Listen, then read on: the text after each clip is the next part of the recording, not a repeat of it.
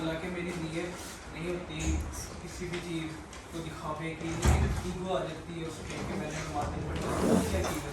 ہاں جی بیٹا، اس کی وجہ یہ ہے کہ دیکھیں، ایک ہوتی ہے بندے کا جسم.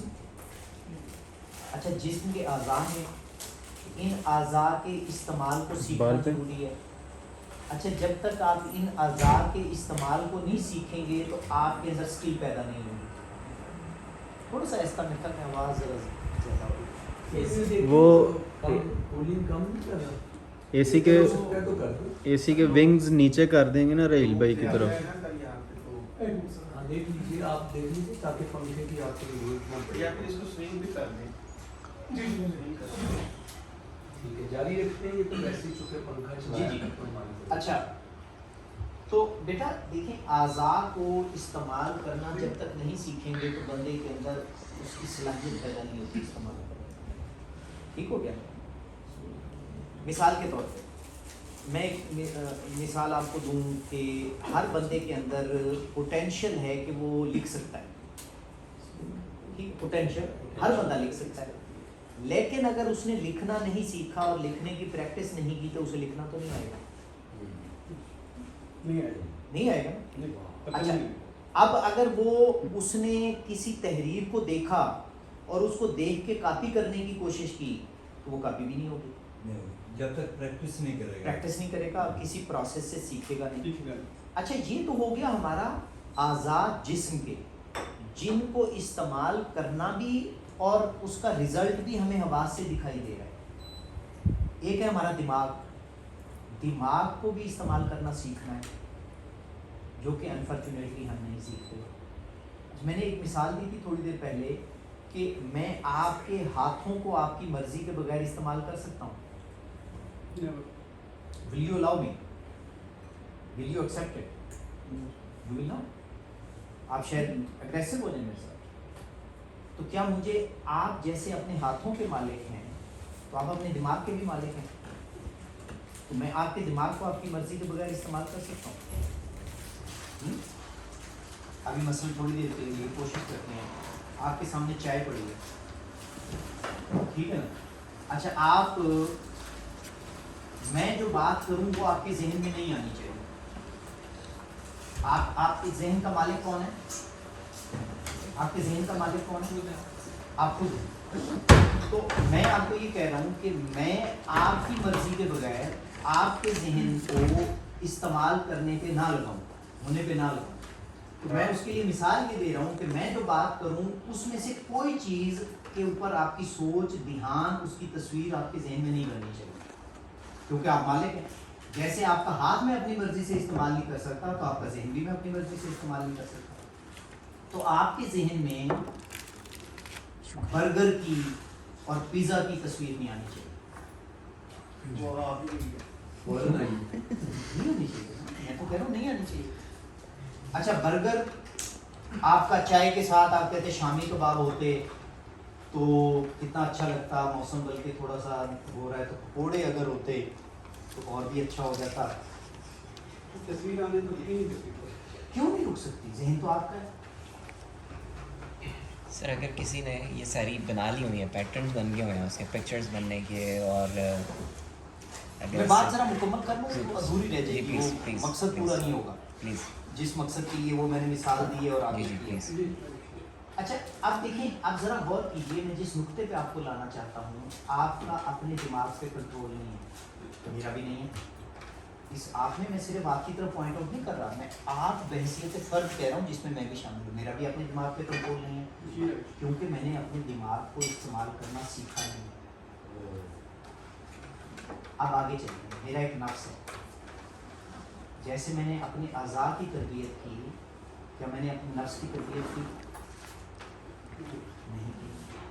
تو نفس میں ریا پیدا ہوتا ہے، نفس میں تکبر پیدا ہوتا ہے، نفس میں حسد پیدا ہوتا ہے، نفس میں جذبات پیدا ہوتے ہیں. میں نے جب اس کی تربیت ہی نہیں کی تو وہ کب، کس وقت، کس انٹینسٹی میں پیدا ہوں گے اور کیسے نکلیں گے، میں اس کو کنٹرول کیسے کروں گا؟ پھر دل ہے جس میں اخلاق حسنہ پیدا ہوتے ہیں، تو میں نے دل کی تربیت کی ہی نہیں. تو اخلاق حسنہ جس میں عاجزی ہے، انکساری ہے، تواضع ہے، خلوص ہے، شکر گزاری ہے، یہ پیدا ہوں گے. تو جب میں نے اس کی تربیت کی ہی نہیں تو وہ کیسے ہوں گے؟ تو اس لیے جو آپ نے کہا کہ میں جب نماز پڑھتا ہوں اور یہ ساری چیزیں، تو وہ کیونکہ ہم نے تربیت کے مراحل سے گزرے نہیں، تو ہماری ساری چیزیں ایٹ رینڈم چل رہی ہیں. وہ سرٹن تب ہوں گی، جیسے میں نے آپ کو مثال دی ہے کہ آپ اگر لکھنا سیکھیں گے تو سرٹینٹی کے ساتھ آپ ان الفاظ کو اس کیلیگرافی اسٹائل میں صحیح ممک کر سکیں گے، اور وہ تب ہوگا جب آپ اس کو سیکھ کے پریکٹس کریں گے. اسی طریقے سے نفس کی تربیت کا اگر پورا پروسیس سیکھیں گے تو یہ نفس کی ان خرابیوں اور بیماریوں پہ قابو پا سکیں گے، ورنہ وہ نہیں ہوگا. دل کی تربیت کریں گے تو دل کی وہ اخلاق، وہ خوبیاں پیدا ہوں گی، ورنہ نہیں ہوں گی، ورنہ یہ رہنا ہو سکتا ہے.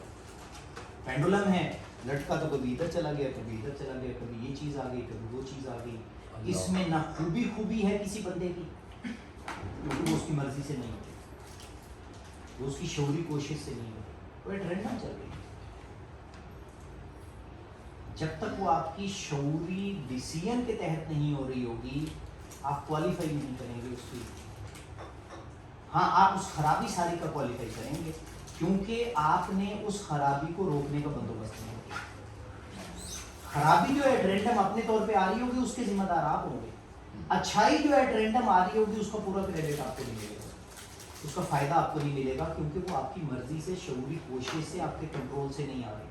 وہ تو آپ کی طبیعت کا ابال ہے، اس میں آ گئی. تو تربیت کیونکہ نہیں ہوئی، اس لیے وہ کوالٹیز اپنے آپ ابھر رہی ہیں، اپنے آپ نکل رہی ہیں، اپنے آپ مٹ رہی ہیں، اپنے آپ بڑھ رہی ہیں. ہمارا اس پہ کوئی کنٹرول نہیں ہے. کنٹرول تب ہوگا جب ہم اس کو پورا تربیت کے پروسیس کو سیکھیں گے اور اس کو کیسے سیکھا جائے سر وہ اس کا تربیت؟ پورا طریقہ ہے بیٹا، پورا نظام ہے، پورا لاہ عمل ہے، پورا فلسفہ ہے. جیسے آپ لکھنا سیکھتے ہیں، پڑھنا سیکھتے ہیں، باقی چیزیں سیکھتے ہیں، یہ بھی سیکھنے کا پورا ایک پروسیس ہے. اور یہی تو سب سے اہم پروسیس ہے سیکھنا، یہی تو سیکھنے کی چیز ہے. اس کا پورا ماشاءاللہ سے جو دیکھیں، حضور پاک صلی اللہ علیہ وسلم جب آئے تو نبی 3 چیزیں لے کے آتا ہے. کیا کیا بات جی؟ ایک کتاب، ٹھیک ہے، اور کریکٹر وہ اپنی جو سب سے پہلی چیز یہ لے کے آتا ہے تزکیہ. وَيُزَكِّيهِمْ يُعَلِّمُهُمُ الْكِتَابَ وَالْحِکْمَةَ. تزکیہ کے بعد علم آتا ہے. اس کی ایک ریزن ہے، اس کی ریزن یہ ہے کہ تزکیہ سے پہلے علم آئے گا تو جو کنٹینر ہے اس کی شیپ اڈاپٹ کر لے گا.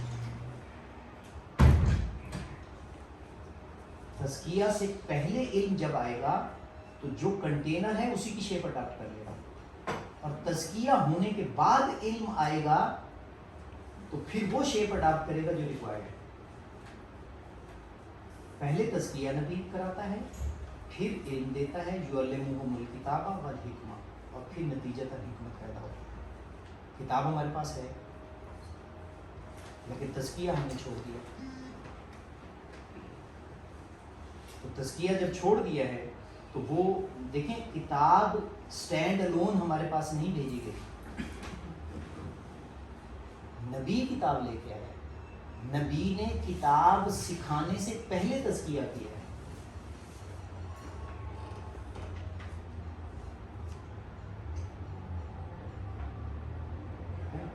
تزکیہ کے بغیر علم کیا کیا تباہیاں مچاتا ہے آپ اپنے ارد گرد دیکھیے.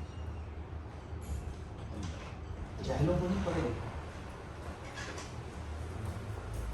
وہ تربیت کا پورا پروسیس ہے، وہ جب تک ہم اس سے نہیں گزریں گے تو وہ چیز نہیں چلے گی. یہاں علم کو انڈرمائن کرنا، نگیٹ کرنا مقصود نہیں ہے.